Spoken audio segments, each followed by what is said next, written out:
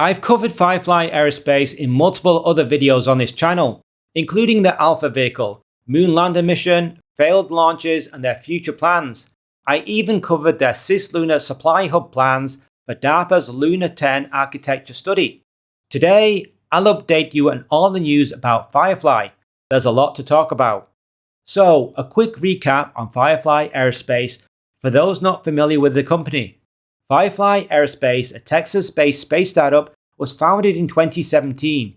The company initially worked on a small launch vehicle called Alpha before branching out with great success to lunar landers. They have plans for a larger launch vehicle in partnership with Northrop Grumman. Okay, first up is Firefly's next flight. Alpha Flight 7 is ready to fly and is waiting for good weather conditions before launching from Vandenberg Space Force Base. This mission is returned to flight after the previous failed mission in April 2025. To date, only 2 of 6 missions have deployed payloads to the correct orbit. With a poor success rate and the smaller launcher market dominated by Rocket Lab's Electron vehicle, why continue with Alpha launches? It seems it would be better to pour all resources and effort into its medium lift vehicle. Instead, Firefly has decided to upgrade its Alpha rocket. Alpha Block 2 upgrade soon, Alpha Flight 8. Firefly announced in January 2026 that a Block 2 upgrade to the Alpha rocket is under development to make the vehicle more reliable with a faster launch cadence, or responsive, as the US Space Force likes to say. It's hard to see how Firefly can make any money from launching payloads of 1,000 kilos or less. Sir Peter Beck, the CEO of Rocket Lab, has called this segment of the launch market no man's land. Rocket Lab owns the smaller segment, having flown over 70 times already with high success rates, while the higher end with more lucrative payloads is owned by SpaceX. Block 2 seems like throwing good money after bad, but that's my take. If you think I'm wrong, leave your comments below the video. This block upgrade could earn them some money from the US government, for hypersonic testing for example. Perhaps they can win some Golden Dome contracts on national security missions, but I don't see them winning any commercial contracts, especially with much larger vehicles coming to market soon. Okay, onto a vehicle that could earn them some real money. Firefly's medium launch vehicle Eclipse.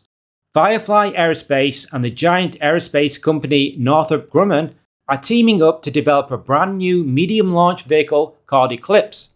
If you wondered why the vehicle is called that, then think of 2 celestial bodies coming together. That's what Eclipse represents. 2 powerful forces working together to transform the launch market. Eclipse is capable of launching 16 metric tons into orbit, suitable for space station resupply missions, including the Cygnus cargo vehicle operated by Northrop Grumman. Cygnus will also resupply the Starlab commercial space station, guaranteeing future launches of the Eclipse vehicle once operational. In addition, the vehicle will be a good fit for mega constellations, for internet services, imaging, communications, or AI compute in space. The hardware for this new vehicle, including the new Miranda engines, is already deep into testing, with more than 100 hot-fired tests of the Miranda engine so far, according to an ex-post from Firefly in December 2025. The engines have completed a full mission duty cycle, which means they fired for the amount of time needed to lift the vehicle from the launch pad into orbit. That's 206 seconds at full power. In May 2025, Northrop Grumman invested $50 million to accelerate production of the vehicle and the related Antares 330 first stage. Eclipse is described as a partially reusable vehicle with Firefly's Miranda engines designed for reuse via propulsive landing. The maiden flight of the vehicle should be sometime this year from the Wallops Mid-Atlantic Regional Spaceport in Virginia. With flight hardware such as common dome tanks, engine bay and interstage already produced, it's just a matter of qualifying the engines and building the launch pad and ground support equipment. Since the announcement of the $50 million funding in May 2025, we haven't had any major announcements. The latest information via Firefly's dedicated webpage on Eclipse still states 2026 for the first flight. Volta Space Payload on Blue Ghost mission. Volta Space is a space startup I've covered on this channel previously. Their plan is to collect solar energy in lunar orbit and beam it down to surface assets. For example, habitation modules, rovers, scientific equipment, or anything else equipped with a suitable receiver. With power beaming to equipment on the moon's surface, the lunar night becomes survivable. At the moment, US assets only operate during the 14 days the sun is above the horizon, then freeze when the sun goes down. First, Volta Space's technology needs to be tested under real conditions. That's where Firefly and their Blue Ghost lunar lander comes in. The Blue Ghost lunar lander on its next mission, Mission 2, will host a wireless power receiver when it lands on the far side of the moon. This payload acts as a technology demonstrator for Volta's planned lunar power network called LightGrid. Jason Kim, the CEO of Firefly Aerospace, said this about the partnership. Firefly is proud to welcome Volta to our second Blue Ghost mission and serve as a core partner in the ongoing development of lunar power utilities. Our Blue Ghost landers and Electra orbiters are well equipped to support Volta's larger vision for a lunar power network, and we look forward to seeing the evolution of our collaboration in the years ahead. Unquote. Volta plans a network of orbiting satellites that bathe in the sun's energy, transmitting this collected energy down to the lunar surface via a laser.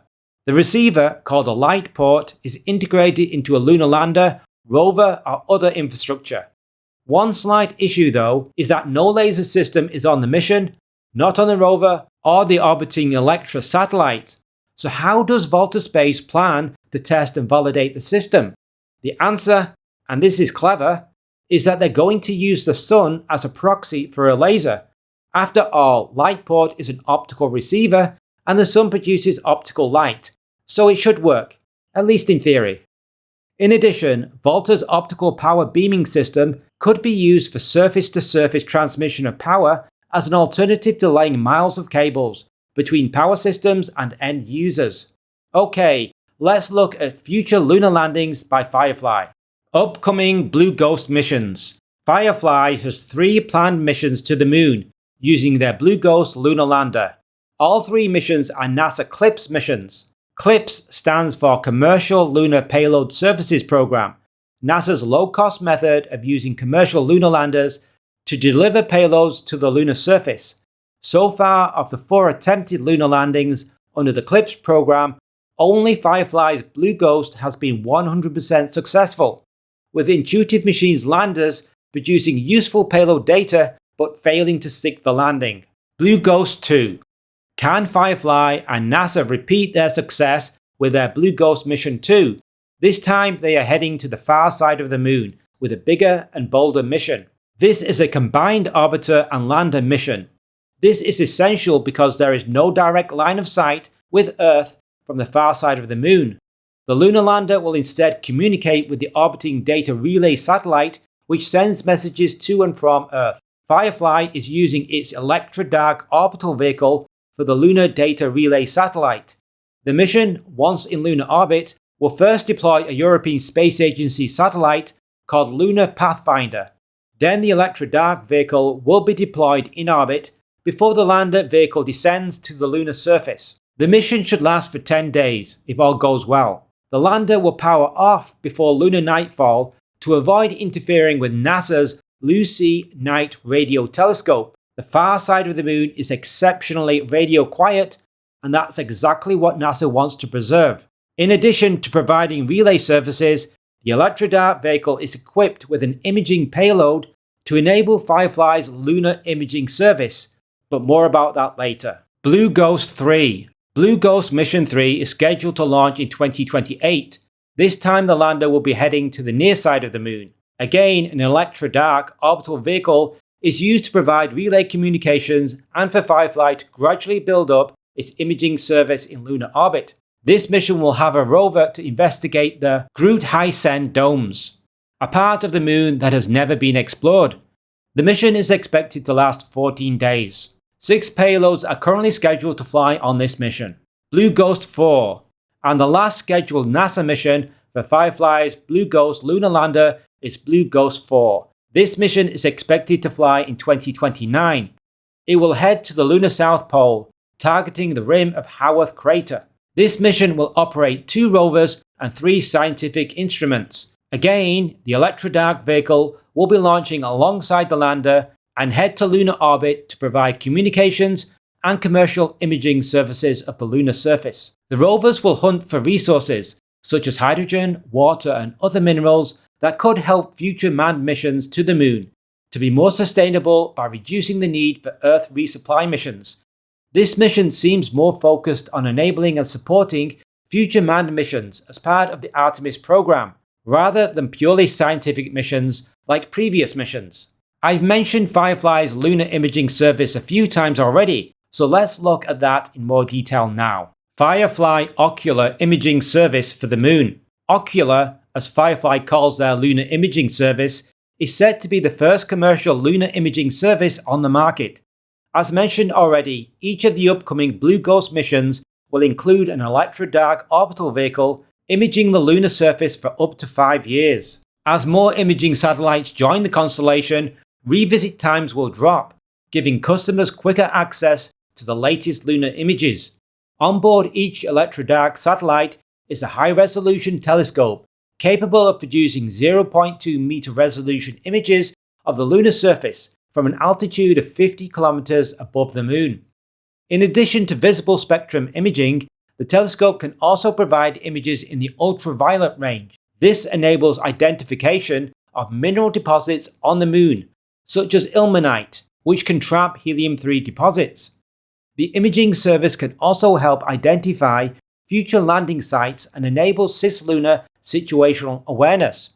In the long term, Firefly states the service can be extended to Mars and other planetary bodies. Upcoming events. Alpha Flight 7 is ready to launch once weather conditions improve, followed by an upgraded Alpha vehicle. Later in 2026, the Eclipse medium launch vehicle should fly for the first time. For lunar operations, Firefly's Blue Ghost Mission 2, paid for by NASA's Eclipse program, should fly in 2026, followed by Mission 3 in 2028 and Mission 4 in 2029. Each of these missions will deploy an orbital data relay satellite with an imaging payload. Is Firefly heading for success or failure? Is the Alpha vehicle worth persevering with, or should they cut their losses and pivot to the medium launch vehicle? Was their first lunar landing a one-off, or do you think they will continue to land safely on the moon? Leave your thoughts and opinions in the comments section below. Thanks for watching. If you enjoyed this space video, consider buying me a coffee to help fund more episodes like this. The link is in the description. Space News Live is on Saturday evening or Sunday morning, depending where you watch from. The live stream is a great way for you to share your thoughts and opinions on the videos I posted this week, or on any space topic in general. I highlight the most thought-provoking comments on videos I've received, along with previews of upcoming content. If you got the time, please tune in and say hi. Be sure to like and subscribe so you'll see our upcoming videos. We make videos every week covering the space industry with an emphasis on the smaller space startups that aren't covered so well on other channels. See you soon.